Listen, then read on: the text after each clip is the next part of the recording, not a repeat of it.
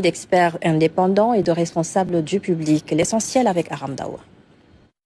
L'option de redresser et de restructurer la compagnie Air Sénégal et AIBD amorce un tournant décisif. Des experts indépendants et cabinets de consultance entrent en jeu. Ils sont cooptés dans le comité ad hoc mis en place par le Premier ministre pour apporter, à côté des experts du public, la touche finale au processus. J'ai parlé de finalisation parce que des travaux ont été entrepris.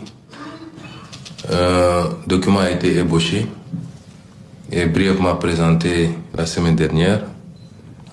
Et je considère que ça doit servir de base de travail et s'enrichir des apports de tous les profils qui ont été sélectionnés.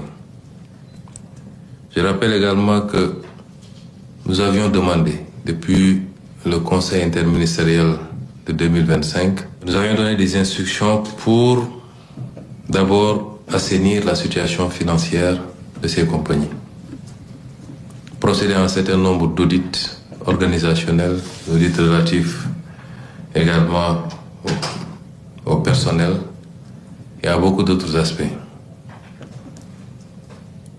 Cette première partie devait permettre en réalité de rééquilibrer les fonds propres, de résorber les gaps et de permettre à la compagnie de revenir à une situation beaucoup plus reluisante. Ce travail a été fait avec les mesures phares que sont le cours d'accordéon qu'il fallait faire, la convention des dettes croisées et quelques petites autres mesures qui devaient permettre de voir la lumière du jour.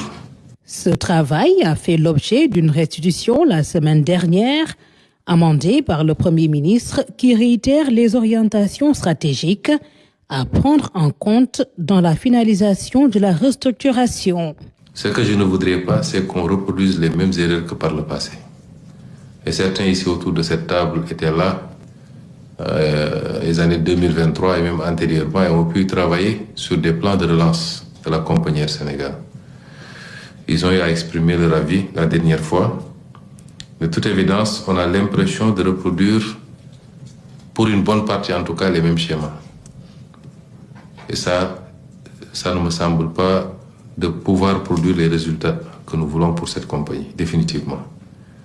Et c'est pourquoi j'ai décidé de mettre en place ce comité qui, en plus de tout ce qui était dans le précédent comité et qui ont travaillé aux mesures de stabilisation de la compagnie, j'ai tenu à y ajouter des profils neufs pour avoir un regard neuf, notamment des experts indépendants, des cabinets de consultance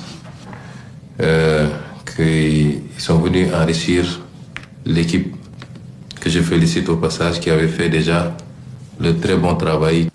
Le comité de finalisation s'est déjà mis au travail. À côté de la restructuration, l'objectif est d'avoir la meilleure stratégie possible pour le hub aérien. Les résultats sont espérés pour le moyen et le long terme.